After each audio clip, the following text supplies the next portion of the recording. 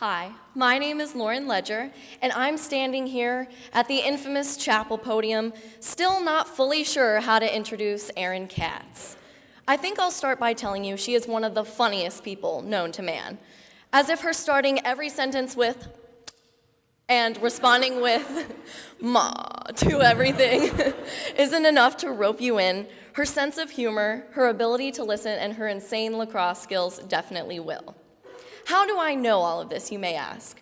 Well, you see, ever since I was placed at Erin and Jenna Joshi's table in 5th grade study hall, I knew from our slightly argumentative, witty banter that Erin was a force to be reckoned with.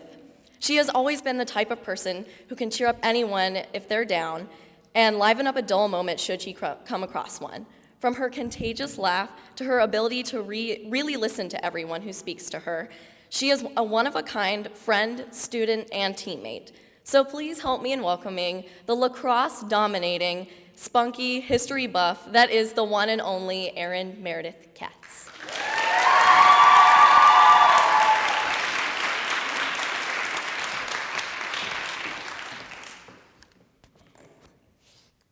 For most of my adolescence, Kat's family car rides went the same. Whether we were driving down to Destin or just to a soccer game at Mike Rose, I would incessantly chatter. Eventually, a family member would say, "Okay, Erin, let's play a game to see how long you can be quiet. Maybe you'll last 5 minutes this time." I would see right through their sarcastic attempts to shut me up, and yet still wanted to prove to my opponent that I could go 5 minutes without talking. Though I failed to ever succeed in such a feat, my story goes to show not that my family was slightly cruel to my innocent and young self, but that I talked, and talked, and talked, a lot, because more than anything else, I enjoyed the sound of my own voice and assumed others did as well. Fast forward to the first day of English class junior year.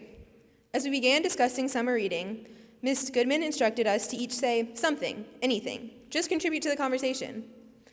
As the 50-minute period passed by, I found myself, maybe for the first time, completely silent. It wasn't that I hadn't read the book or didn't understand what my classmates were saying, I just didn't have anything to say. This overwhelming speechlessness made me increasingly nervous, tears crept into my eyes, and an internal dialogue took place within my mind.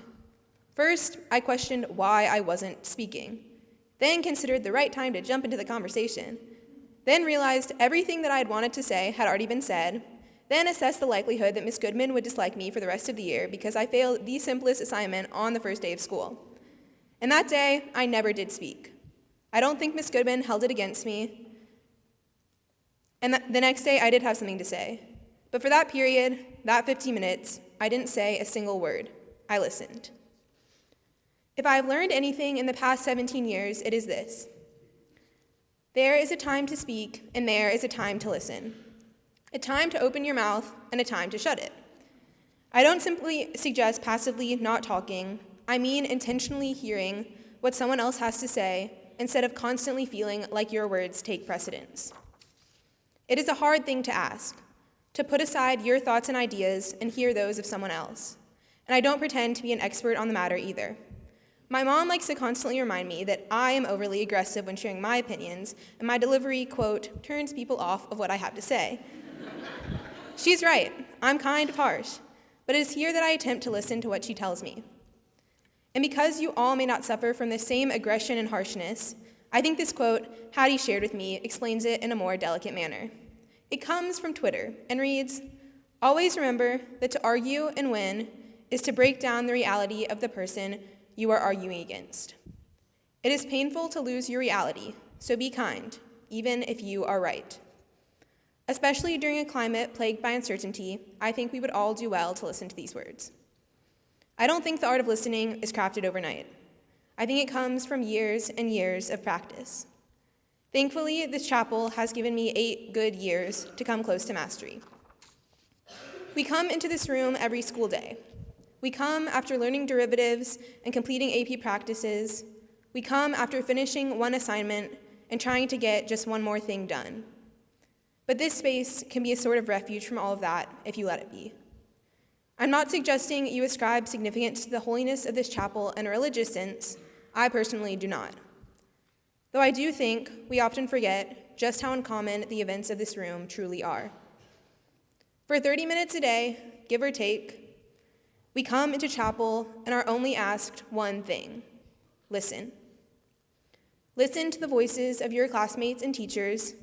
Listen to alums and members of the community. Listen to the experience of whomever stands before you at this podium. Because not always, not every day, but once in a while, if you listen closely enough, the person standing before you will say exactly what you need to hear, even if you did not know it yet.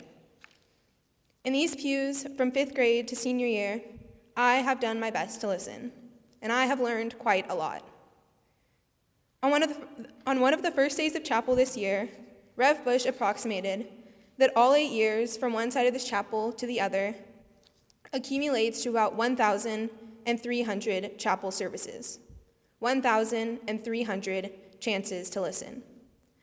Factoring in the days eyes might have fluttered shut or minds may have drifted, accounting for an absence or doctor's appointment, or even a singular peer who may skew the general average, we, the class of 2018, have been listening for quite a while, and I think we have all learned quite a lot.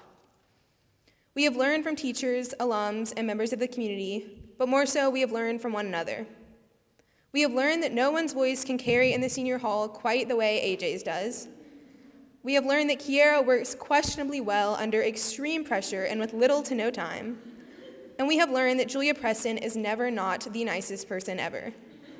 So, in a few months, or a year, or two, when these pews are occupied by new faces, remember all that we have listened and all that we have learned.